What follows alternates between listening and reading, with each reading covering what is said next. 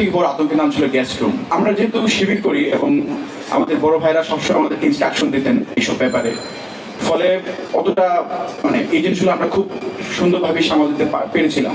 শিবির একটা মজদুরদের সংগঠন, এই গণরুমের ভিতর দিয়ে আমাদের জীবনগুলো পরিচালিত হইতো এবং সবথেকে বড় আতঙ্কের নাম ছিল গেস্ট রুম। এক একটা গেস্ট রুমে অকথ্য ভাষায় গালিগালাজ করা হইতো এবং টর্চার, মানসিক টর্চার, শারীরিক টর্চার, এগুলো ছিল একদমই নিত্যদিনের ঘটনা। সবথেকে ভয়াবহ ব্যাপার ঘটতো যখন সিঙ্গেল গেস্ট রুম হইতো।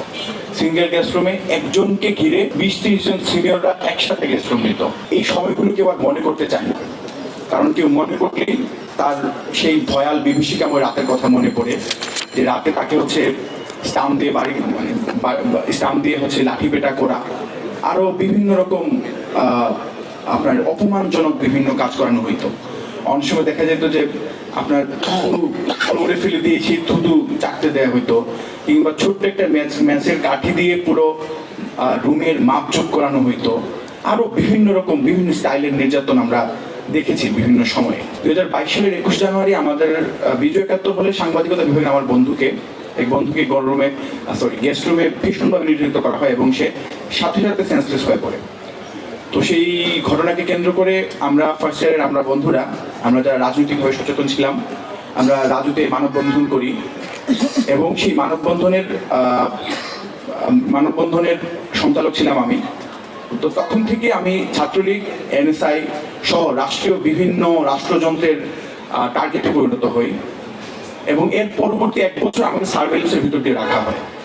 আমাকে বারবার বিভিন্ন সময় এনএসআই এর বিভিন্ন অথরিটি আমাকে কল দিয়ে আমার সাথে দেখা করতে চাইতো, চা খেতে চাইতো, মানুষকে শেষ করার চেষ্টা করতো। তো আমরা যেহেতু শিবির করি এবং আমাদের বড় ভাইরা সবসময় আমাদেরকে ইনস্ট্রাকশন দিতেন এইসব ব্যাপারে, ফলে অতটা এই জিনিসগুলো আমরা খুব সুন্দরভাবে সামাল দিতে পেরেছিলাম। কিন্তু একজন সাধারণ শিক্ষার্থী কিংবা যারা সবসময় এভাবে নির্যাতিত হয়ে আসছে, এক একটা দিন, এক একটা রাত, এক একটা সময়, এক একটা ঘন্টা, এক একটা মুহূর্ত কাটাইতো বিভীষিকাময় অভিজ্ঞতার মধ্য দিয়ে। শিবির একটা মজদুরদের সংগঠন, প্রতিষ্ঠা লগ্ন থেকে শুরু করে আজকে পর্যন্ত শিবির ভয়াবহ রকম বিভিন্ন টার্মোইল সিচুয়েশনে পার করে এসেছে।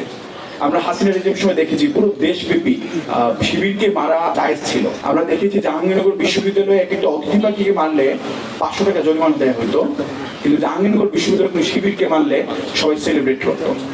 এটা ছিল নিত্যদিনের ঘটনা।